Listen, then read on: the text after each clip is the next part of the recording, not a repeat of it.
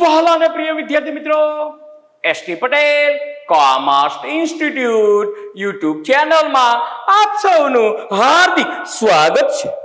આજના વિડિયો લેક્ચરની અંદર મિત્રો આપણે આપણા સ્ટડી મટીરીયલનો જે ક્વેશ્ચન નંબર 3 ટેક્સ્ટ બુકમાં આપેલો છે તે સોલ્વ કરાવીશું.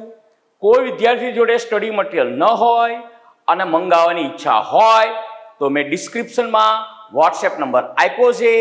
એ નંબર ઉપર તમારું નામ અને એડ્રેસ લખીને મોકલશો એટલે સંપૂર્ણ માહિતી હું પૂરી પાડી દઈશ. અત્યારે સ્ટડી મટીરીયલ ન હોય અને છતાંય દાખલો ગણવો હોય તો ટેક્સ્ટ બુકનો જ છે. તો કોઈ પૂછે કે સર કયા નંબરનો, તો ટેક્સ્ટ બુકનો ક્વેશ્ચન નંબર 15 છે. ટેક્સ્ટ બુકનો કયો નંબર છે તો કે સર ક્વેશ્ચન નંબર 15. કયા પેજ ઉપર આપેલો છે તો પેજ નંબર 85 જો 85 પર આપેલો છે. હોય એટલે મળી જશે. નીલા અને સિલ્લા મૂડીના પ્રમાણમાં નફો-નુકસાન વહેતા પેઢીના એક ભાગીદારો છે અને 31/7 રોજનું આપણને પત્રક સ્વરૂપનું કાચું સ્વરૂપ આપ્યું છે. હવે ઘણા વિદ્યાર્થીનો પ્રશ્ન છે કે સર સિલ્લા નામ ક્યાંક સાંભળેલું એવું લાગે છે. તમને ખબર જ છે પણ તમે મારી પાસે બોલાડવા માંગો છો સિલાકી જવાની વારું. ચલો એ બધું છોડો. અહીંયા આપણે શેની વાત કરવાની છે? નીલા અને સિલાની વાત કરવાની છે. હો ને? હવે સૌ પ્રથમ હું ક્વેશ્ચન નંબર લખીને સ્ટેટમેન્ટ બધા બનાવી નાખું, પત્રકો બનાવી નાખું. તમને પત્રકો બનાવતા મતલબ ખાના પાડતા આવડી ગયું છે. ન આવડ્યું હોય તો મારો પહેલો, બીજો કે ત્રીજો કોઈ પણ આ ચેપ્ટરનો વિડીયો જોઈશો એટલે તમને આવડી જશે. મારે તો અહીંયા ખાના પાડવા જ પડશે, પરંતુ હું ખાના પાડીને પછી એ વિડીયોને ફોરવર્ડ કરી નાખીશ.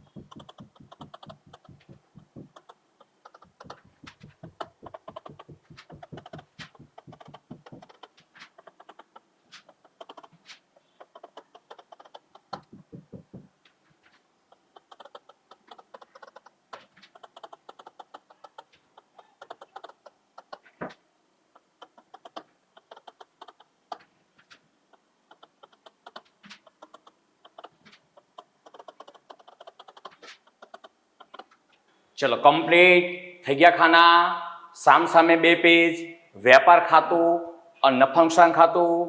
સામસામે 2 પેજ, નફા-નુકસાન ફાળવણી ખાતું, ભાગીદારોના મૂડી ખાતા અને પાકું સરવૈયું. ચલો હવે આપણે દાખલો ગણવાની શુભ શરૂઆત હવાલાથી કરીશું. કારણ કે કોઈ પણ કામની શરૂઆત જો શુભ હોય તેનો અંત પણ હંમેશા કેવો આવે? શુભ આવે. મતલબ કે પાકા સરવૈયાનો બંને બાજુનો સરવાળો સરખો થાય. એટલે શુભ શરૂઆત ક્યાંથી કરીશું દાખલો ગણવાની? તો કે સર હવાલાથી. ચલો કરો હવાલાની વાત. પહેલો હવાલો, આખો સ્ટોક રૂપિયા 1,10,000 છે, જેની બજાર કિંમત 20% વધુ છે. એ તો 11મા ધોરણમાં આપણે જે નામાના સિદ્ધાંતો શીખ્યા એ પ્રમાણે રૂઢિચુસ્તતાનો સિદ્ધાંત અથવા તો ડાહપણ યોગ્યતાનો સિદ્ધાંત શું કહેતો તો, સ્ટોકની કિંમત જો વધી હોય તો ધ્યાનમાં લેવાય નહીં, સ્ટોકની કિંમત જો ઘટી હોય તો ધ્યાનમાં લેવી પડે. અહીંયા જેની બજાર કિંમત 20% વધુ છે એટલે વધારો ધ્યાનમાં લેવાય છે નહીં હો. ઘણા વિદ્યાર્થી ઉત્તરમાં વાંચીને કે સાહેબે કીધું ધ્યાનમાં લેવાય છે નહીં એટલે આખો સ્ટોકનો હવાલો જ નહીં આપવાનો, એવું નહીં. આખા સ્ટોકનો તો હવાલો આપવાનો જ છે, પણ આખા સ્ટોકની આ પડતર કિંમતમાં, મૂળ કિંમતમાં, આ બજાર કિંમતમાં જે 20% વધારો છે એ વધારો ધ્યાનમાં નહીં લેવાય. એટલે આખા સ્ટોકનો હવાલો મૂળ કિંમતે મતલબ 1,10,000ની કિંમતે થશે. અને આખા સ્ટોકની 2 એન્ટ્રી, એક વેપાર ખાતામાં જમા બાજુ એપ્રોક્સ આટલે લખો, આ વેપાર ખાતું, અને અંદાજે આટલે લખો આખર માલનો સ્ટોક. એ આખર માલનો સ્ટોક કેટલો? તો કે સર 1,10,000 રૂપિયા. અને બીજી એન્ટ્રી, આ પાકા સરવૈયામાં મિલકત લેણા બાજુ બિન ચાલુ મિલકતો, જમીન, મકાન, યંત્રો, ફર્નિચર લખવા માટે ઉપર જગ્યા રાખીએ એટલે અંદાજે એટલે લખી નાખો આખર માલનો સ્ટોક. આખર માલનો સ્ટોક. હા, પણ કેટલો? તો કે સર 1,10,000 રૂપિયા. ચલો પહેલો હવાલો કમ્પ્લીટ. ત્યારબાદ બીજો હવાલો, ભાગીદારોને મૂડી પર વાર્ષિક 6% લેખે વ્યાજ ચૂકવવાનું છે. હવે જ્યારે મૂડી પર વ્યાજનો હવાલો તમને આપ્યો હોય તો પછીનો હવાલો જોઈ લેવાનો. પોસિબલ છે કે સાથે સાથે ઉપાડના વ્યાજનો હોઈ શકે. તો છે જો ત્રીજા નંબરનો હવાલો, ભાગીદારો પાસેથી ઉપાડ પર વ્યાજ વસૂલ કરવાનું છે. નીલા રૂપિયા 900 અને સીલા રૂપિયા 600. હા, તો મૂડી પર વ્યાજનો હવાલો આપવાનો છે, ઉપાડ પર વ્યાજનો હવાલો આપવાનો છે. આપણે ક્વેશ્ચન નંબર 1 ની અંદર આપ્યો જ હતો, ફરીથી આપી દઈએ. હવે આપણે ત્યાં શું બોલતા હતા? મૂડી પર વ્યાજ અને ઉપાડ પર વ્યાજ ગણતા પહેલા મૂડી ખાતાની અને ઉપાડ ખાતાની બાકીઓ લખી નાખીએ. તો જો કાચા સરાયમાં ઉપર જ આપ્યું છે નીલાની મૂડી અને ઉપાડ, સીલાની મૂડી અને ઉપાડ, તો જમા બાજુની મૂડી કહેવાય. તો જમા બાજુની 1,50,000ની મૂડી છે અને આ ઉધાર બાજુના 20,000 ને 14,000 રૂપિયા જે આપ્યા છે એ ઉપાડના છે. હા, તો મૂડી ખાતાની બાકી મૂડી ખાતામાં વર્ષની શરૂઆતની તારીખે લખાય. આપણું વર્ષ 31/3/17 પૂરું થાય છે. તો શરૂ ક્યારે થયું છે? તો કે 1/4/16 ના રોજ. તો અહીંયા લખી નાખો બાકી આગળ લાવ્યા. નીલામાં 1,00,000 રૂપિયા, નીલામાં 1,00,000 રૂપિયા અને સીલામાં 50,000 રૂપિયા. અને વર્ષની અંતની તારીખે, વર્ષના છેલ્લા દિવસે ઉપાડ ખાતું બંધ કરીને અહીંયા મૂડી ખાતે લાવવામાં આવે છે. એટલે અહીં લખી નાખો 31/3/17. શું લખાય છે? તો કે સર ઉપાડ ખાતે કેટલા રૂપિયા? તો કે નીલાનો 20,000 રૂપિયા અને સીલાનો 14,000 રૂપિયા. કમ્પ્લીટ. હજુ આપણે મૂડી પર વ્યાજનો ઉપાડ પર વ્યાજનો હવાલો નથી આપ્યો, પણ મૂડી પર વ્યાજ અને ઉપાડ પર વ્યાજનો હવાલો ગણતા પહેલા મૂડી ખાતાની બાકી લખી અને ઉપાડ ખાતાની બાકી લખી. અગાઉ મેં 2 વખત કીધું છે, આજે ત્રીજી વખત કહું છું. એવરેજ કે એવરેજથી નીચેવાળા વિદ્યાર્થીઓ ખાસ ધ્યાન રાખજો. 50 પેપર હોય તો એમાંથી 1-2 કેસ હોય જ છે. અહીંયા મૂડી ખાતે શબ્દ લખવાવાળા, એટલે અહીંયા મૂડી ખાતામાં મૂડી ખાતે ન લખાય, બાકી આગળ લાવ્યા લખાય. ઓકે, ચલો હવે આપણે વ્યાજનો હવાલો આપી દઈએ. વ્યાજનો હવાલો શું હતો? તો કે સર 2 હવાલા હતા, મૂડી પર વ્યાજ ને ઉપાડ પર વ્યાજ. એ તો હવાલા થોડાક વધારે દેખાય ને એટલે એમને જુદા પાડ્યા છે. બાકી બંને હવાલા ભેગા આપ્યા તો પણ ચાલે. મૂડી પર 6% અને ઉપાડ પર 900 રૂપિયા અને 600 રૂપિયા. આ તો ગણી નાખીએ. મૂડીનું વ્યાજ મૂડીને નીચે લખો. વર્ષની અંતની તારીખે 31, 3, 17. શું લખશો? મૂડી પર વ્યાજ ખાતે. ચલો 6% એટલે કેટલા થશે? 1,00,000 ના 6%, તો કે 6,000. 50,000 ના 6%, તો 6 × 5 = 30, યાની કે 3,000 રૂપિયા. બીજી એન્ટ્રી ક્રોસ કરશું, પણ બંને એન્ટ્રી હું સાથે સાથે આ વખતે આપું છું. અહીંયા તારીખ ઉપર મુજબ અને અહીંયા લખી નાખો ઉપાડ પર. હા પણ શું? વ્યાજ ખાતે. કેટલા રૂપિયા? તૈયાર રેડીમેડ જ કહી દીધું છે. નીલાનું 900 અને શીલાનું 600 રૂપિયા. ચાલો હવે મૂડીનું વ્યાજ પેઢી માટે ખર્ચ છે, ફાળવણી ખાતામાં ઉધાર બાજુ. આ ઉપાડનું વ્યાજ પેઢી ભાગીદારો પાસેથી વસૂલ કરે છે, એટલે પેઢી માટે આવક છે. અહીંયા નફામાં ફાળવણી ખાતામાં જમા બાજુ. તેમ છતાં એવી ખબર ન પડે તો આની એન્ટ્રી આ બાજુ ક્રોસ કરાવી દો અને ઉપાડ પર વ્યાજની એન્ટ્રી આ બાજુ, મતલબ જમા બાજુ ક્રોસ કરાવી દો. ચલો લખી નાખો. એક એક લાઈન છોડજો હો ને, કારણ કે આગળના પત્રકનું યાની કે નફા નુકસાન ખાતાનું પરિણામ ગમે તે આવી શકે છે. એટલે અહીંયા લખી નાખો હા પણ શું? મૂડી પર વ્યાજ, પછી આ કોલમ અને પછી નીલા, અને શું લખાય? શીલા. નીલાનું કેટલું હતું? તો કે સર નીલાનું 6,000 અને શીલાનું કેટલું હતું? 3,000. તો 6,000 ને 3,000 9,000 રૂપિયા. અને ઉપાડ પર વ્યાજની અહીંયા એન્ટ્રી કરી નાખો. ઉપાડ પર વ્યાજ, આ કોલમ નીલા અને પછી શીલા. નીલાનું હતું 900 રૂપિયા અને શીલાનું હતું 600 રૂપિયા. એટલે બંનેના થઈને થશે 1,500 રૂપિયા. ચલો ત્યારબાદ ચોથા નંબરનો હવાલો. તો ચોથા નંબરનો હવાલો શું કહે છે?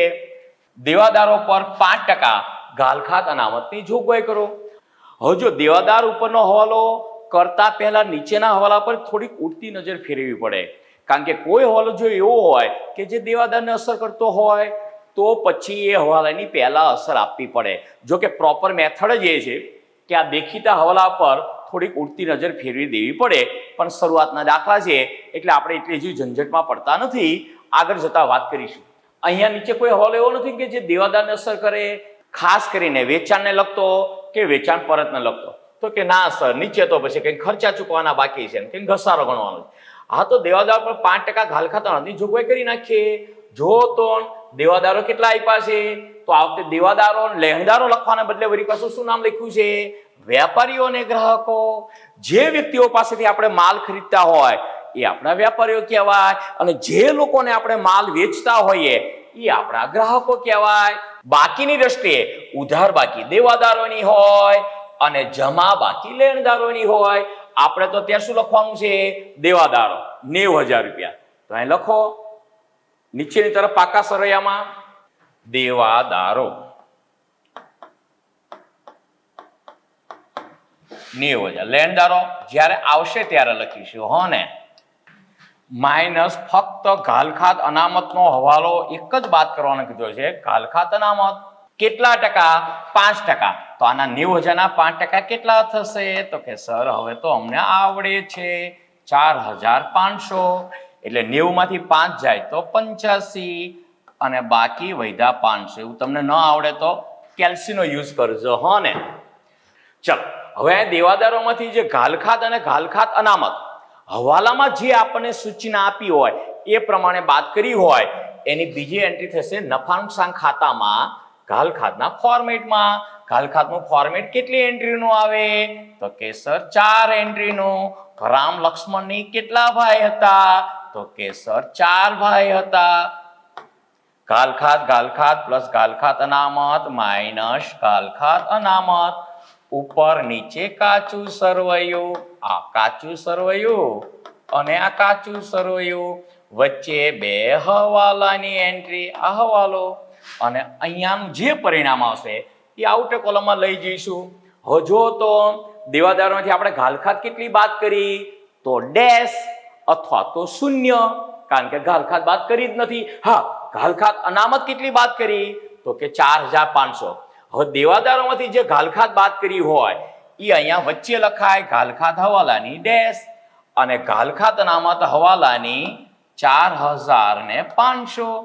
રેડી? દેવાદારોમાંથી જે ઘાલખાત અને ઘાલખાત અનામત હવાલામાં જે સૂચના આપી એ પ્રમાણે બાદ કરી હોય તે વચ્ચે લખાય. હવે વાત કરીએ ઘાલખાત કાચા સરવાયાની અને ઘાલખાત અનામત કાચા સરવાયાની. હવે ઘાલખાતના બે નામ, કાં તો તમને ઘાલખાત આપી છે અને કાં તો પછી ડૂબેલું લહેણું કહ્યું છે. ઘાલખાત અનામતના ત્રણ નામ, કાં તો ઘાલખાત અનામત કહ્યું હોય છે, કાં તો સકમન લહેણાની જોગવાઈ કહ્યું હોય છે અને કાં તો પછી ડૂબત નિધિ કહ્યું છે. અહીંયા શું આપણને આપ્યું છે તો કે સાહેબ સિમ્પલ નામ જ આપી દીધા છે ડાયરેક્ટ. આપણા જે જગ જાહેર છે તે ઘાલખાત અને ઘાલખાત અનામત, આ ઉધાર બાજુની રકમ ઘાલખાતની અને જમા બાજુની રકમ ઘાલખાત અનામતની. 400 રૂપિયા અને 1300 રૂપિયા. તો અહીંયા લખી નાખો 400 રૂપિયા અને અહીંયા જમા બાજુની રકમ ઉધાર બાજુ લખીએ છીએ એટલે માઇનસ થાય તો જ મેથેમેટિકલી કમ્પ્લીટ ગણાય ને. કાચા સરવાયામાં આપણને 1300 કઈ સાઈડ આપ્યા છે? જમા સાઈડ. જમા બાકી આપી છે, લખીએ છીએ આપણે કઈ બાજુ? ઉધાર બાજુ. એટલે જમા બાજુની બાકી ઉધાર સાઈડ લખીએ છીએ એટલે માઇનસ થાય. હવે જો તો આ 4900 અને 1300 બાદ કરો તો 4900 માંથી 1300 બાદ કરો એટલે 3600. મને આવી ગણતરી ડાયરેક્ટ વધારે ઈઝી પડે છે ને. એવું લાગે તો તમે કેલ્સીનો યુઝ કરજો. ચલો, આપણો ચોથા નંબરનો હવાલો કમ્પ્લીટ થઈ ગયો દેવાદાર પર ઘાલખાત અનામતનો. હવે વાત કરીએ પાંચમો હવાલો. તો પાંચમો તો એકદમ સહેલો હવાલો. પહેલા દાખલામાં આપણે આવી જ ગયા હતા ને, ખર્ચા ચૂકવવાના બાકી 3 હતા પણ અહીંયા કેટલા છે? 2 જ. એ જ નામ છે, એક પરચુરણ ખર્ચનું નામ હતું એ આ લોકોએ કાઢી નાખ્યું છે. ભાડું રૂપિયા 300 અને પગાર રૂપિયા 900 બાકી, ચૂકવવાના બાકી ખર્ચા. હવે જો આપણે કાચા સરવાયામાં નજર કરીએ તો ભાડું આપવાને બદલે આપણને ભાડું અને કરવેરા આપ્યા છે. પહેલા દાખલામાં પણ ભાડું અને કરવેરા જ આપ્યા હતા અને એની રકમ 12000, મતલબ 12000 ભાડું અને કરવેરાને ચૂકવી દીધા છે અને 300 રૂપિયા ચૂકવવાના બાકી છે. સેમ એવી રીતે પગારના 23000 રૂપિયા ચૂકવી દીધા છે અને 950 ચૂકવવાના બાકી છે. નફા નુકસાન ખાતામાં ઉધાર બાજુ લખો ભાડું અને કરવેરા જે કાચા સરવાયામાં આપ્યા છે તે 12000 રૂપિયા પ્લસ ચૂકવવાના બાકી 300 રૂપિયા. એટલે આઉટર કોલમમાં જે છે 12300 રૂપિયા બીજી એન્ટ્રી સાથે આપીશું. પછી પગાર કાચા સરવાયામાં જે ચૂકવેલો આપ્યો છે તે 23000 રૂપિયા પ્લસ ચૂકવવાનો બાકી. હવાલામાં આપણને કહ્યું તે 950. એટલે આઉટર કોલમમાં 23950. હવે આ ચૂકવાના બાકી ખર્ચા આપણી માટે દેવું કહેવાય. બીજી એન્ટ્રી મૂડી દેવા બાજુ. કોઈ વિદ્યાર્થી કે સાહેબ અમને એવી દેવાની કે લેણાની ખબર ન પડે, અમે તો બહુ જ કાચા સ્ટુડન્ટ છીએ, તો મેથેમેટિકનો નિયમ એપ્લાય કરો. કોઈ પણ એન્ટ્રી પ્લસ કરો તો બીજી એન્ટ્રી વિરુદ્ધ બાજુ અને જો કોઈ પણ એન્ટ્રી માઇનસ કરો તો બીજી એન્ટ્રી તેને તે બાજુ. આ બે એન્ટ્રી શું કરી? પ્લસ. કઈ બાજુ? ઉધાર બાજુ. તો પછી બીજી એન્ટ્રી ક્રોસ યાની કે જમા બાજુ. અને આમાં જમા બાજુ ન બોલાય પણ જમા બાકીઓ ક્યાં આવે પાકા સરવૈયામાં? તો કે સર મૂડી દેવા બાજુ. તો એપ્રોક્સ અહીંયા લખી નાખો ને. શું લખી નાખશો? ચૂકવાનું બાકી ભાડું લખશો તો પણ ચાલશે અને ભાડું અને કરવેરા લખશો તો પણ ચાલશે. અને બીજો કયો ખર્ચ ચૂકવવાનો બાકી હતો? તો કે સર ચૂકવવાનો બાકી પગાર. ભાડું 300 રૂપિયા અને પગાર 950 રૂપિયા. પાંચમા નંબરનો હવાલો પૂરો થઈ ગયો. હવે છઠ્ઠા નંબરનો હવાલો. તો છઠ્ઠા નંબરના હવાલામાં શું કહ્યું છે? તો કે મશીનરી. મશીનરી ઇંગ્લિશ શબ્દ છે ને. મશીનરીને ગુજરાતીમાં યંત્રો કહેવાય. અહીંયા આપણા ગુજરાતી મીડિયમમાં ક્યારેક યંત્રો શબ્દ પણ યુઝ કરે છે અને ક્યારેક મશીનરી શબ્દ પણ યુઝ કરે છે. મશીનરી પર 10% અને ફર્નિચર પર 5% ઘસારો ગણો. આ તો કઈ વાંધો નહીં, મશીનરી અને ફર્નિચર ઉપર ઘસારો ગણી નાખીએ. પણ કાચા સરવૈયામાં અંદર ઘસારો આપેલો જ હોય મશીનરીનો કે ફર્નિચરનો, તો એનો મતલબ એવો થાય કે એમને ઘસારો ઓલરેડી ગણી નાખ્યો છે પણ એ ગણેલો ઘસારો ખોટો ગણાયેલો હોય છે, કાં તો વધારે ગણી નાખ્યો હોય કાં તો ઓછો ગણી નાખ્યો હોય. ઇન શોર્ટ, કાચા સરવૈયામાં ઘસારો જો આપ્યો હોય મશીનરીનો કે ફર્નિચરનો તો તે પાછો ઉમેરી દઈશું અને પછી નવેસરથી મશીનરી ઉપર 10% અને ફર્નિચર ઉપર હોય તો 5% ઘસારો ગણીશું. જો તો મશીનરી અને ફર્નિચર તો કે સાહેબ મશીનરી અને મશીનરી પરનો ઘસારો આપણને બાજુમાં જ આપ્યો છે એટલે ભૂલ થવાની શક્યતા નથી. તો આ ઘસારો ગણાઈ ગયો છે તે આની અંદર આપણે પ્લસ કરી નાખીશું અને નવેસરથી 10% ગણીશું. અને ફર્નિચર આપ્યું છે, ફર્નિચરનો ઘસારો નથી આપ્યો હો ને, તો આની ઉપર તો નવેસરથી આપણે 5% ગણી નાખશું. હા, તો મશીનરી પ્લસ મશીનરીનો ઘસારો કાચા સરવૈયાનો પ્લસ કરીને 10% ઘસારો ગણી નાખીએ.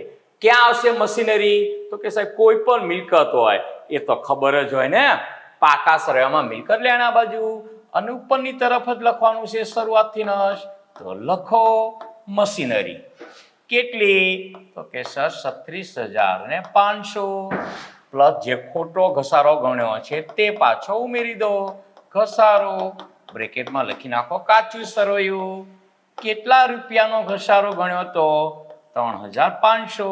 એટલે વળી પાછી મશીનરી કેટલાની થઈ ગઈ? એમને 40,000ની. હવે હવાલામાં કેટલા ટકા ઘસારો ગણવાની સૂચના આપી છે? તો કે સર 10%, મતલબ 4,000. એટલે આઉટર કોલમમાં આવશે 36,000 રૂપિયા. બંને ઇન્ડેક્સ સાથે જ આપી છે હો ને મારે. પછી બીજી કઈ મિલકત હતી?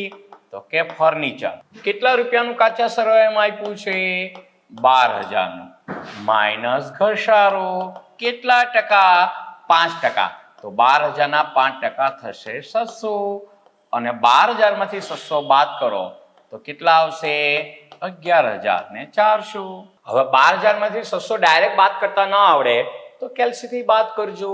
અને કોઈ કે સાહેબ ડાયરેક્ટ અમને કેમ નથી આવડતું? તો તમે એવું વિચારશો ને કે આપણો 12,000 રૂપિયા પગાર હોય અને આપણા સાહેબ 600 રૂપિયા પગાર ઘટાડી દે તો નેક્સ્ટ મંથ આપણને કેટલો પગાર મળશે? તો તમારે કેલ્સીની જરૂર પડશે નહીં. તરત જ તમને ખબર પડી જશે કે હવે પગાર મળશે આપણને 11,400. ચલો છોડો, અહીંયા તો ઘસારાની બીજી એન્ટ્રી. આ ઘસારાની નહીં હો ને, હોંશમાં આ ઘસારો ના લખી નાખતા પાછા. આ નવા ઘસારાની મશીનરી પર ઘસારો 4,000 અને ફર્નિચર પર ઘસારો 600 રૂપિયા. એ આપણો ખર્ચ છે. નફા નુકસાન ખાતાની ઉધાર બાજુ. મશીનરી પર ઘસારો, જે નવો ઘસારો ગણ્યો તે સાચો 4,000. ફર્નિચર પર ઘસારો 600 રૂપિયા. રેડી? દેખીતા હવાલા બધા પૂરા થઈ ગયા? તો કે હા સાહેબ, 6 હવાલા હતા, 6 પૂરા થઈ ગયા. હવે વાત કરીએ ગુપ્ત હવાલાની, હિડન એડજસ્ટમેન્ટની, છુપા હવાલાની. તો કાચા સરવૈયામાં તમે ઉપરથી નજર ફેરવતા જાઓ તો આગળ તમે જોઈશો તો છેક છેલ્લે જો 2 હવાલા આપ્યા છે. ભાડાપટ્ટાનું મકાન તારીખ 1/10/14 થી 5 વર્ષ માટે. અને લીલાની, નીલા નથી હો, નીલા પણ નથી અને શીલા પણ નથી, લીલા છે. હા, એમની બેન હોય કે કોણ હોય એ આપણને ખબર નથી, પણ છે લીલા. ખાસ ધ્યાન રાખજો. 8%ની લોન 1/11/16 થી 30,000ની લીલા પાસે લીધેલી લોન છે, કઈ વાંધો નહીં. હવે પહેલા વાત કરીએ આપણે ભાડાપટ્ટાનું મકાન. કેટલા રૂપિયાનું આપ્યું છે? 14,000 રૂપિયાનું. ભાડાપટ્ટાનું મકાન મતલબ લીઝ હોલ્ડ પ્રોપર્ટી, આપણી મિલકત છે. તો અહીંયા લખો મિલકત લેણા બાજુ. ભાડાપટ્ટાનું મકાન 14,000 અને માઇનસ ઘસારો શબ્દ ન લખતા કયો શબ્દ લખવાનો આગ્રહ રાખીશું? માંડી વાળેલો. હવે અહીંયા ભાડાપટ્ટાના મકાનની કેટલી રકમ માંડી વરાય છે એની માટે હું તમને 2 સૂત્રો શીખડાવી દઉં હો ને. હવે જો કોઈ પણ ભાડાપટ્ટાની મિલકત આપણે રાખેલો હોય અને ચાલુ વર્ષે કેટલી રકમ માંડી વળાય છે એ નક્કી કરવું હોય તો 2 કેસ. નંબર 1, જો ભાડાપટ્ટાની મિલકત ચાલુ વર્ષે રાખેલ હોય તો ચાલુ વર્ષે રાખેલો હોય તો મતલબ શું થયો કે આપણું હિસાબી વર્ષ શરૂ થયા પછી રાખેલો હોય. આ દાખલાની વાત કરીએ તો આપણું હિસાબી વર્ષ 31/3/17 પૂરું થાય છે. મતલબ શરૂ ક્યારે થયું છે? 1/4/16 ના રોજ. એટલે કે 1/4/16 કે તેના પછી રાખેલો હોય તો ચાલુ વર્ષે રાખેલ કહેવાય. એટલે કે જો ભાડા પટ્ટાની મિલકત ચાલુ વર્ષે રાખેલ હોય તો શું સૂત્ર યાદ રાખવાનું તમારે? તો કે સર ભાડા પટ્ટાની રકમ, ખાલી રકમ શબ્દ લખું છું, ભાગ્યા ભાડા પટ્ટાની મુદત, જેટલા વર્ષ માટે રાખેલો હોય એના વડે ભાગવાના, ગુણ્યા વપરાશના માસ. વપરાશના માસ મતલબ ચાલુ વર્ષના વપરાશના માસ. એ મિલકત ચાલુ વર્ષે જેટલા મહિના વાપરી હોય તે એ વધારે વધારે રકમ કેટલી આવશે? 12 મહિના. ચાલુ વર્ષના વપરાશના માસ તો વર્ષના મહિના 12 હોય એટલે મેક્સિમમ 12 મહિના થાય. જો વર્ષના પહેલા દિવસે રાખેલો હોય તો 12 મહિના. જો 31 માર્ચે વર્ષ પૂરું થતું હોય અને 1/10 રાખેલો હોય તો 6 મહિના. 1/1 રાખેલો હોય તો 3 મહિના. 1/3 રાખેલો હોય તો 1 મહિનો. ઈ વપરાશના માસ અને છેદમાં 12. આ સૂત્ર એપ્લાય કરવાનું. પછી વાત કરીએ તો જો ભાડા પટ્ટાની મિલકત પાછલા વર્ષે રાખેલ હોય તો પાછલા વર્ષે રાખેલ હોય તો બે કેસ હોય. બીજો કેસ કયો? જો ભાડા પટ્ટાની મિલકત પાછલા વર્ષે રાખેલ હોય તો બેમાંથી એક જ કેસ હોય. આપણી પાસે હયાતીમાં કોઈ પણ મિલકત હોય તો કાં તો ચાલુ વર્ષે રાખેલો હોય અને કાં તો પછી પાછલા વર્ષે રાખેલ હોય. તો તમારે શું કરવાનું? તો ભાડા પટ્ટાની રકમ લેવાની અને ભાગ્યા ગાળો લેવાનો અથવા તો ગાળાના વર્ષ. ગાળાના વર્ષ બસ એના વડે ભાગી નાખવાના. કોઈ કે સાહેબ ગાળાના વર્ષ મતલબ કયા ગાળાના વર્ષ? કઈ 2 તારીખના ગાળાના વર્ષ? તો અહીંયા હું લખી દઉં કે ગાળાના વર્ષ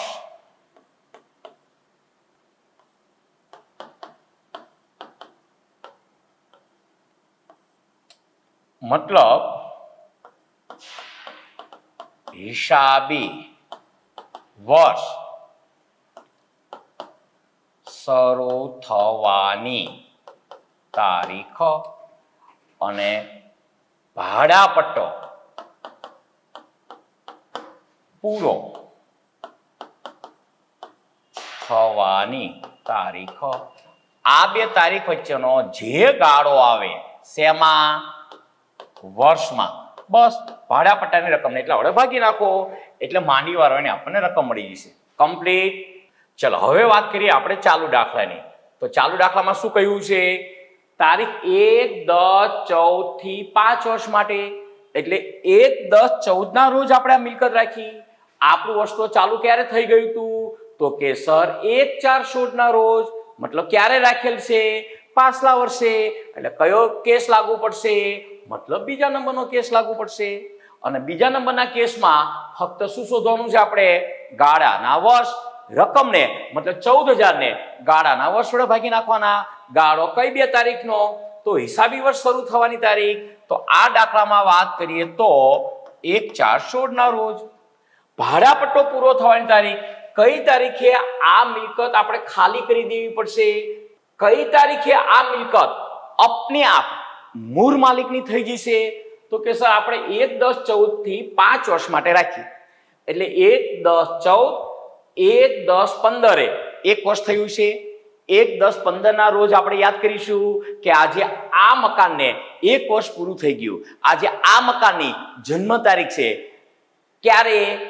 1/10/15 એટલે 15 16 17 18 અને 19. કઈ તારીખ? 1/10/19. એટલે 1/10/19 આપણે ખાલી કરી દેવું પડે 1/10/19 ના રોજ અથવા તો 30/9/19 ના રોજ. એ તો એક દિવસ બંને ચાલશે. 30/9 બોલશો તોય ચાલશે અને 1/10 બોલશો તોય ચાલશે. ચલો હવે આ બે તારીખ વચ્ચેનો ગાળો તમારે એવું વિચારવાનું, કોઈ બાબાનો જન્મ, કોઈ મુનિયાનો જન્મ 1/4 ના રોજ થયો છે અને મુનિયાની મમ્મી તમને આવીને પૂછે છે કે બટા ગણી આપતો, મારો મુનિયો આજ કેટલા વર્ષનો થયો? 1/10/19 ના રોજ. તો એવું તો ગણતા આપણને આવડે જ ને. ચલો 1/4/16 થી 1/4/17, 17, 18 ને 19, 1/4/19 એટલે અહીંયાથી અહીંયા સુધીના તમે વર્ષ ગણશો તો કેટલા વર્ષ થશે? તો કે સર 3 વર્ષ. હવે જો આ બે તારીખ વચ્ચેના વર્ષ ગણશો 1/4/19 થી 1/10/19, તો ચોથો, પાંચમો, છઠ્ઠો, સાતમો, આઠમો, નવમો, 10મો મહિનાની પહેલી તારીખ છે નહીં ગણાય એટલે કેટલા થશે? તો કે સર 6 માસ. એટલે 3 વર્ષ ને 6 માસ એટલે 3.6 વર્ષનો થાય હો ને, 3.5 વર્ષ થશે. 3 વર્ષ અને 3 માસ હોય તો વર્ષ કેટલા? તો 3.3 વર્ષ ન કહેવાય હો ને. સેમ એવી રીતે 3 વર્ષ અને 6 માસ હોય તો 3.6 વર્ષ ન કહેવાય. 3 વર્ષ અને 9 માસ હોય તો એને 3.9 વર્ષ ન કહેવાય. કેટલા કહેવાય? તો કે 3 વર્ષ ને 3 માસ હોય તો 3.25 વર્ષ, મતલબ 3.25 વર્ષ કહેવાય ને વર્ષમાં કન્વર્ટ કરવા હોય તો.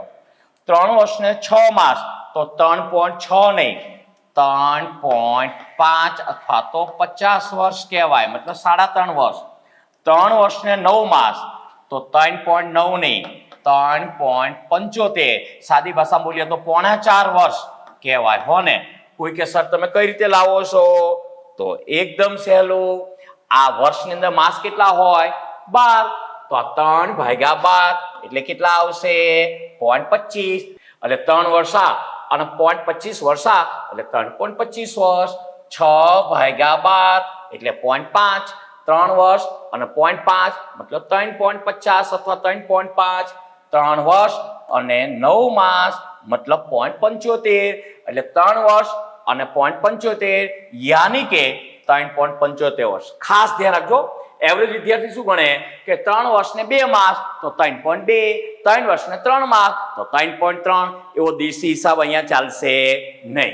ચલો અહીંયા વાત કરીએ 3 વર્ષ ને 6 માસ તો 3.5 વર્ષ એટલે 3.5 વડે ભાગાકાર થશે.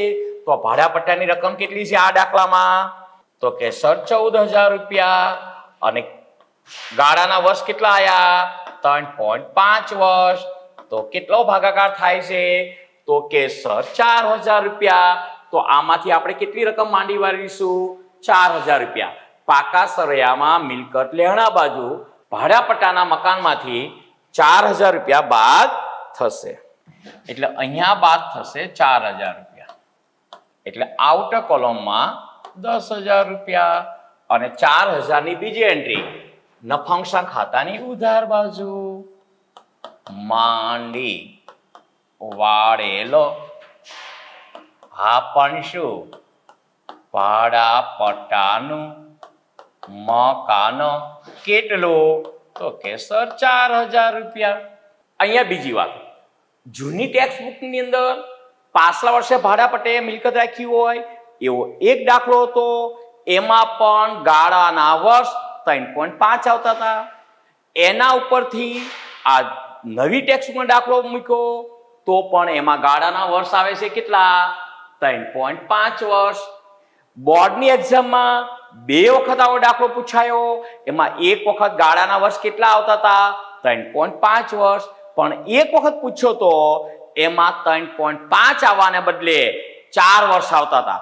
એટલે ખાસ ધ્યાન રાખજો કે 3.5 જ વર્ષ આવે એવું જરૂરી નથી. હા, ટેક્સ બુકનો બેઠો બેઠો દાખલો પૂછશે તો તમારે ગાળાના વર્ષ 3.5 આવશે, એ નક્કી. સારા વિદ્યાર્થી તરીકે તમે ગણતરીમાં થોડો પ્રયત્ન કરશો તો થઈ જશે હો, એટલું બધું કઈ અઘરું નથી. ચલો ત્યારબાદ પછીના છુપા હવાલાની વાત કરીએ તો લીલાની 8% લોન 1,1116 થી. તો લીલા પાસેથી લીધેલી લોન છે. પાકા સરવૈયામાં મૂડી દેવા બાજુ અંદાજે અહીંયા લખી નાખીએ. લીલાની 8% લોન ક્યારે લીધેલી છે? તો 1,1100 થી કેટલા રૂપિયાની? તો કે સર 30,000 રૂપિયાની. ચલો હવે લીલા પાસેથી 8% લોન લીધી. જો કે લીલા ભાગીદાર હોત તો પણ આપણે 8% વ્યાજ ગણત. એ તો 6% વ્યાજ ગણવાનો રૂલ્સ ક્યારે એપ્લાય થાય? કોઈ ભાગીદાર પાસેથી લોન લીધી હોય અને એના પર વ્યાજના દરની સ્પષ્ટતા ન હોય તો. જો વ્યાજના દરની સ્પષ્ટતા હોય તો કોઈ પ્રશ્ન જ ઉદ્ભવતો નથી, તો એ પ્રમાણે જ વ્યાજ ગણાય. એટલે અહીંયા લીલા ભાગીદાર હોત તો પણ 8% વ્યાજ ગણાત, અને અહીંયા લીલાને બદલે શીલાની લોન આપી હોત તો પણ 8% જ વ્યાજ ગણાત, કારણ કે આપણને ટકા તો આપી દીધા છે લોનના વ્યાજના દરના. હવે લીલા પાસેથી 8%ની લોન લીધી 30,000 ની 1,1100 થી, તો કેટલું વ્યાજ થશે? અહીંયા રફમાં હું તમને ગણાવી દઉં. તો કે લોન સર કેટલાની છે? તો કે 30,000 ની. કેટલા ટકા લખીએ? 8% લખીએ. એટલે 30,000 ના તમે 8% કરશો તો વાર્ષિક વ્યાજ મળશે. આપણે વ્યાજ કેટલા મહિનાનું આ ગણવાનું છે? તો 1,1100 લીધી અને 31/3/17 આપણે વર્ષ પૂરું થાય છે. 11મા મહિનાની પહેલી તારીખે લોન લીધી છે તો વ્યાજ તો આપવું જ પડે ને. એટલે 11, 12, 1, 2 અને 3 એટલે કેટલા મહિનાનું થશે? તો કે સર 5 મહિનાનું. તો અહીંયા લખી નાખો 5/12. હવે આ ગણશો એટલે કેટલા થશે? તો 8 × 24, 24 એટલે 200 એટલે 1000 રૂપિયા થશે. તેમ છતાં તમે કેલ્સીથી ગણજો હો ને. 1000 રૂપિયા મેં ડાયરેક્ટ ગણ્યા તો 30,000 ના 8% એટલે 8 × 24 2400, 2400 ભાગ્યા 12 એટલે કેટલા થાય? 200, અને 200 ગુણ્યા 5 એટલે 1000. એ મારો દેશી હિસાબ છે હો ને, કારણ કે પ્રાઇમરી સ્કૂલ મેં ક્યાં કરેલી છે? ગામડે કરેલી છે. તમે બધા મોટા ભાગના વિદ્યાર્થીઓ અહીંયા સિટીમાં ભણેલા છો એટલે તમે કેલ્સીથી જ કરજો, એ તમને વધારે માફક આવશે. ચલો 1000 રૂપિયા. 1000 રૂપિયા વ્યાજ ચૂકવવું જોઈતું હતું. લીલાની જે 8%ની આપણે લોન લીધી હતી એના પર 1000 રૂપિયા વ્યાજ ચૂકવવું જોઈતું હતું. હવે આપણે વાત કરેલી છે જેટલું ચૂકવવું જોઈતું હતું એક્ઝેક્ટ એટલું ચૂકવ્યું હોય એવું પણ બને, એમાંથી અમુક ચૂકવ્યું હોય એવું પણ બને, વધારે ચૂકવ્યું હોય એવું પણ બને, અને બિલકુલ ન ચૂકવ્યું હોય એવું પણ બની શકે. કાચા સળિયામાં તમે ઉધાર બાજુ નજર કરો. લોન અને વ્યાજ શબ્દ હોવો જોઈએ, ખાલી વ્યાજ શબ્દ ચાલશે નહીં. કે લોનનું વ્યાજ કઈ ચૂકવ્યું છે તો કાચા સળિયામાં તમે જોઈશો તો લોનના વ્યાજની કોઈ જ રકમ આપી નથી. એનો મતલબ એવો થયો કે લીલા પાસેથી જે 8%ની આપણે 30,000ની લોન લીધી હતી તેના પર વર્ષ દરમિયાન બિલકુલ વ્યાજ ચૂકવેલ જ નથી. મતલબ કે 1000 રૂપિયા બધું વ્યાજ ચૂકવવાનું બાકી છે. તો 1000 રૂપિયા વ્યાજ નફા નુકસાન ખાતાની ઉધાર બાજુ આપણો ખર્ચ છે. આમનોની ભાષામાં વાત કરીએ તો લોન પર વ્યાજ ખાતે ઉધાર, તે ચૂકવાના બાકી લોન પર વ્યાજ ખાતે જમા. તો અહીંયા લખો લોન પર વ્યાજ કેટલા રૂપિયા? તો કે સર 1000 રૂપિયા. અને બીજી એન્ટ્રી પાકા સરળામાં મૂડી દેવા બાજુ ચૂકવાનું બાકી વ્યાજ આપણું દેવું કહેવાય, અથવા તો એક એન્ટ્રી ઉધાર કરી તો બીજી એન્ટ્રી જમા થાય. અને આમાં જમા બાકીઓ ક્યાં આવે? મૂડી દેવા બાજુ. લખી નાખો ચૂકવાનું બાકી. હા પણ શું? તો કે લોન પર વ્યાજ અથવા તો લોનનું વ્યાજ કેટલું?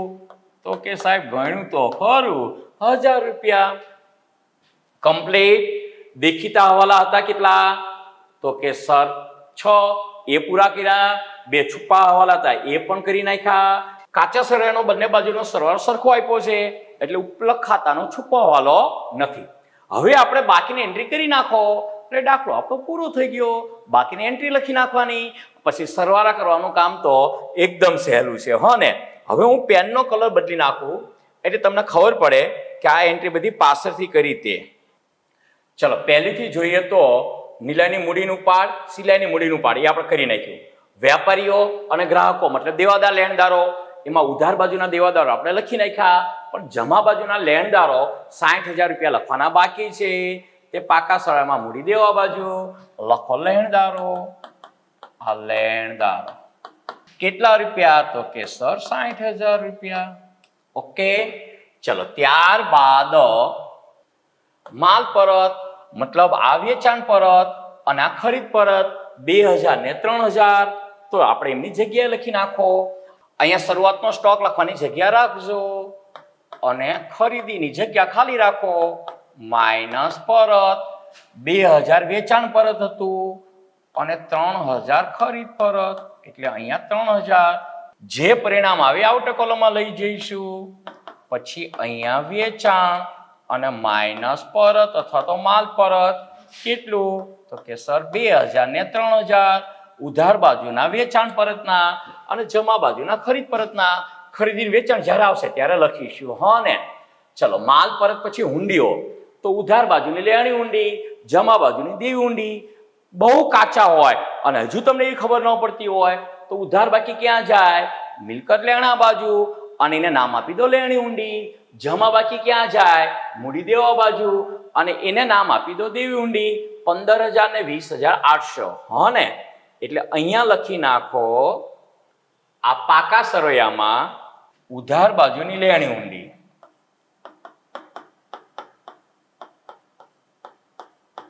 $15,000 અને જમા બાજુની દેવી ઊંડી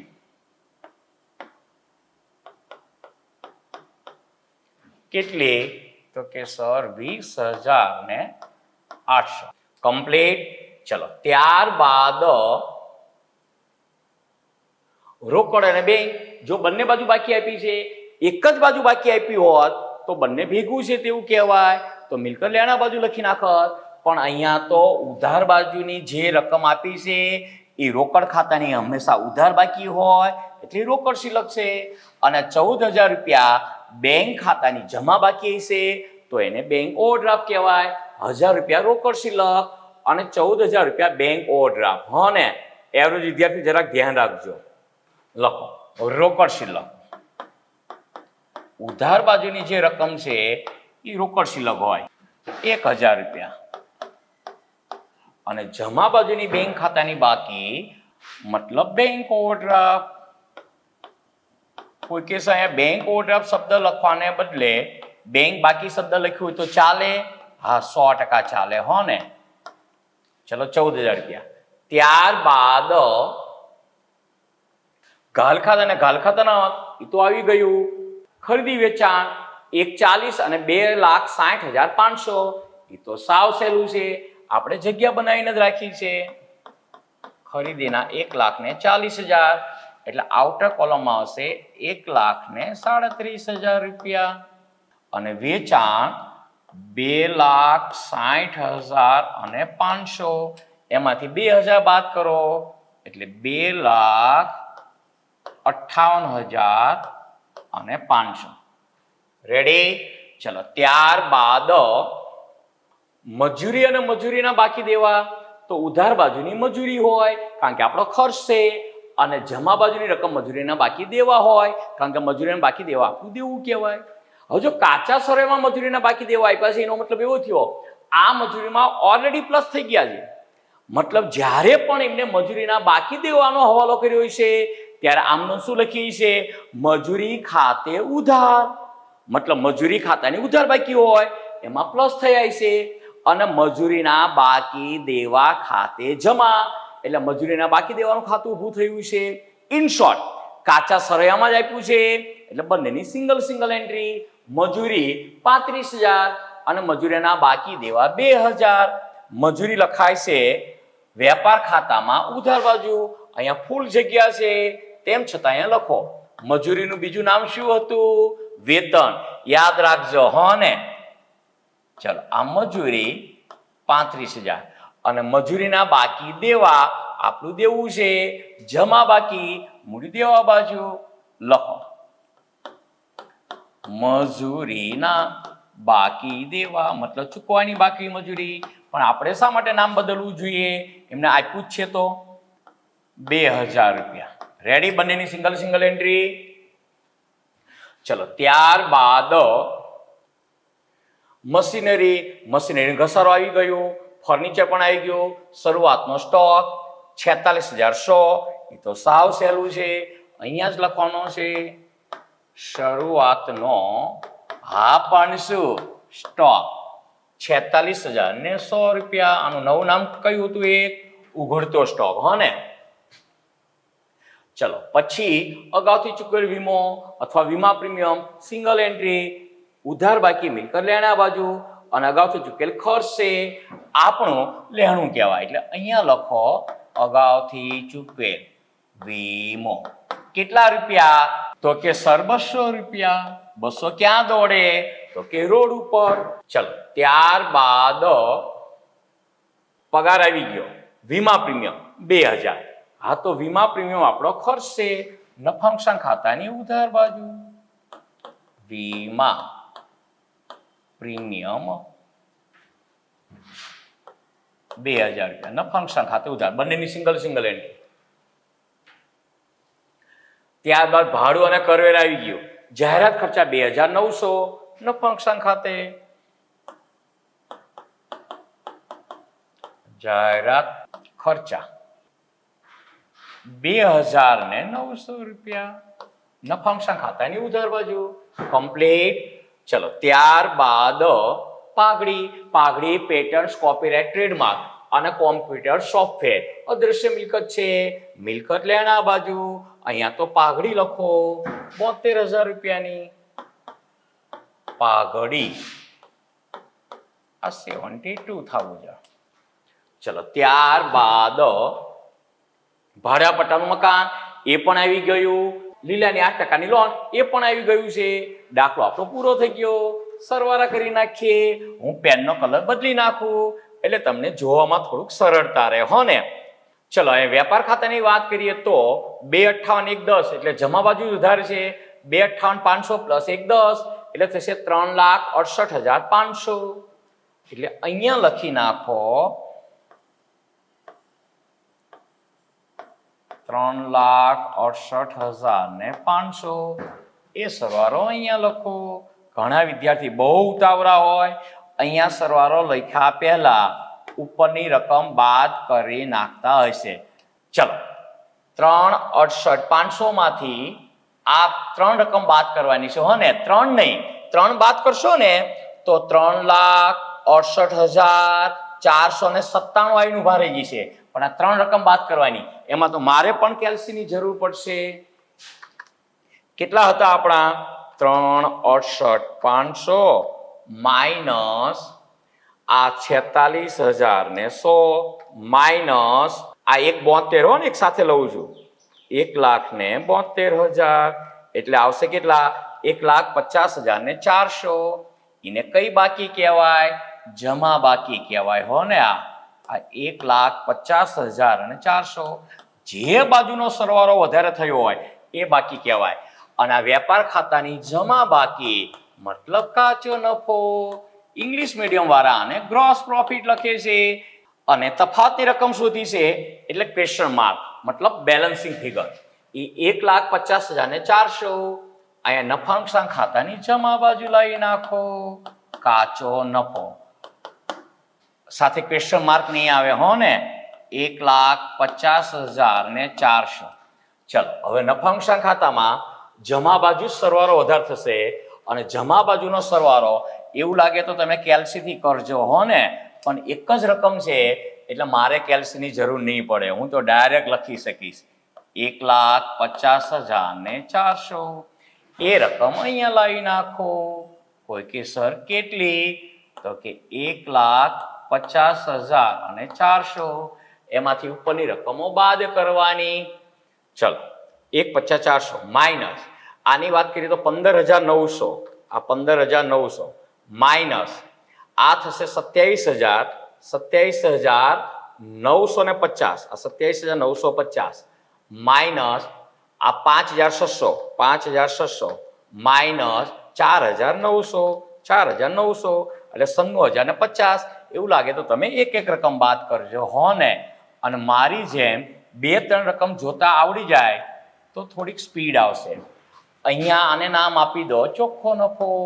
આ નફા નુકસાન ખાતાની જમા બાકી આવી કહેવાય અને એને કહેવાય ચોખ્ખો નફો. ખૂટતી રકમ મૂકી એટલે ક્વેશ્ચન માર્ક. એ 96,050 ફાળવણી ખાતામાં જમા બાજુ ટ્રાન્સફર કરો. ગુજરાતીમાં બોલીએ તો ફેરબદલ કરો. અહીંયા લખો ચોખ્ખો નફો. હા પણ કેટલો? તો કે સર 96,050. હવે આનો સરવાળો કરો, જમા બાજુ વધારો હોય હવે તો અહીંયા સરવાળો કરશો એટલે 96,050 પ્લસ 1,500 યાની કે 97,550. એ આ 97,550 એ 97,550 ને અહીંયા લાવો. એ આ 97,550 ને અહીંયા લાવો. એમાંથી 9,000 બાદ કરો, -9,000 કેલ્સીથી નથી કરો. 88,550 આ 88,550 અહીંયા 2 લાઈન છોડો 2 ભાગીદાર માટે અને પછી અહીંયા લખો. શું કહેવાય આને? તો કે સર વહેંચણી પાત્ર નફો. આ કોલમ લખ કરો અને શું નામ આપશો? નીલા અને શીલા. શીલાની જવાની. હવે 88,550 ને 2 ભાગીદારો વચ્ચે વહેંચવાના. કયા પ્રમાણે નફો વહેંચી લેતા ભાગીદારો છે? તો સર કશું કહ્યું નથી એવું નથી હો ને. જો અહીંયા લખ્યું જ છે મૂડીના પ્રમાણમાં. કંઈ કહ્યું ન હોત તો સરખા પ્રમાણમાં વહેંચત, પણ આ ક્લિયર લખ્યું છે મૂડીના પ્રમાણ નફો નુકસાન વહેંચતા એક ભાગીદારી પેઢીના ભાગીદારો છે. તો મૂડીનું પ્રમાણ તો મૂડી ખાતામાં જ જુઓ ને. તો મૂડી ખાતામાં જો ₹1,00,000 અને ₹50,000. હવે બંનેમાં 4 શૂન્ય કટ કરો તો 10/5 એટલે તમે 10/5 માં વેચો તો પણ ચાલશે. અહીંયા 10/5 માં વેચો અને જેમનો સરવાળો 15 મતલબ 10/15 અને 5/15 તો પણ ચાલશે. 10/5 ને હજુ નાના કરશો અને 5 કટ કરશો તો 5 દુ 10 અને 5 એકુ 5 મતલબ 3 એટલે 2/3 અને 1/3 કરશો તો પણ ચાલશે. બંને સરખું જ થાય હો ને. ચલો ભાગ્યા 3 ગુણ્યા 2 એટલે 59,033. અહીં રાઉન્ડ રૂપિયામાં જ લખવાનું છે, પૈસા લખવાના નથી. એટલે 59,033. પાછળના 33 પૈસા ઇગ્નોર કરશું. એ આપણે શીલાને વધારે આપી દઈશું. 33 પૈસા, 33 રૂપિયા નહીં. પછી 1 એટલે 29,516.67 એને 33 પૈસા વધારે આપી દો એટલે 29,517. આને આવશે 29,517. બંનેનો સરવાળો 88,550 થઈ જશે. હવે એની બીજી એન્ટ્રી ક્રોસ કરાવી દો તારીખ ઉપર મુજબ. વહેંચણી પાત્ર હા પણ શું? તો કે સર નફો. નીલાને કેટલો મળ્યો? 59,033. એટલે અહીંયા લખી નાખો આ 59,033. શીલાને કેટલો મળ્યો? 29,517. અહીંયા લખી નાખો 29,517. કરો સરવાળા. મૂડી ખાતામાં તો જમા બાજુ જ વધારે થશે. અહીંયા સરવાળાની તૈયારી કરો હો ને. ચલો આની વાત કરીએ તો 59 એટલે 65 એટલે 1,65,033. આ 1,65,033. આની વાત કરો તો 50 ને 32 એટલે કે 82,517. આ 82,517. તમે એવું લાગે કેલ્સીથી કરી નાખવાનું હો ને. આ 1,65,033 અને આ આવશે 82,517. એમાંથી ઉપર રકમ બાદ કરવાની. અહીંયા 20,900 અને 14,600. સહેલું જ છે. 1,65,033 માઇનસ 20,900. 1,44,133. અહીંયા આવશે 1,44,133. પછી 82,517 માઇનસ 14,600 યાની કે 67,917. આને નામ આપી દો તારીખ તો ઉપર મુજબ. ત્યાં બાકી આગળ લાવ્યા લખ્યું તો અહીં લખો બાકી આગળ લઈ અને ગયા. મારી જેમ લખશો તો 4 ડોટ થશે હો. 1 2 3 અને 4. અને ભાગીદારોની મૂડી અહીંયા ભાગીદારોની મૂડી અથવા ભાગીદારોના મૂડી ખાતા અને કોલમ નીલા અને શીલા. નીલાની કેટલી? તો કે 1,44,133. એ આ 1,44,000 આ 1,44,133. શીલાની કેટલી? 67,917. એ આ 67,917. કરો બંનેનો સરવાળો. 67,917 મારા કેલ્શિયમમાં છે જ, પ્લસ 1,44,133. એટલે એ થઈ જશે 2,12,050. આ 2,12,050. ચલો પાકા સરવાળાનો બંને બાજુનો સરવાળો કરી નાખો. એ આપણો સરખો થઈ જશે 2,12,50 પ્લસ આ 30,300 આ 30,300 પ્લસ 1,950 પ્લસ આ 80,800 અને પ્લસ 16,000 એટલે કેટલા થઈ ગયા? 3,41,100. અહીંયા લખી નાખો. આ 3,41,100 અહીંયા પણ એટલા થઈ જ જશે. કરી જુઓ તો આ વાત કરીએ 47,400 હે ને? આ 47,400. પછી આ વાત કરીએ તો 82,000. એ આ 82,000. પછી નીચે વાત કરીએ તો 1,95,500. 1,95 અને 500. આની વાત કરીએ તો 16,200. આ 16,200 એટલે થયા 3,41,100. 3,41,100 આપણા ટેલી થઈ ગયા.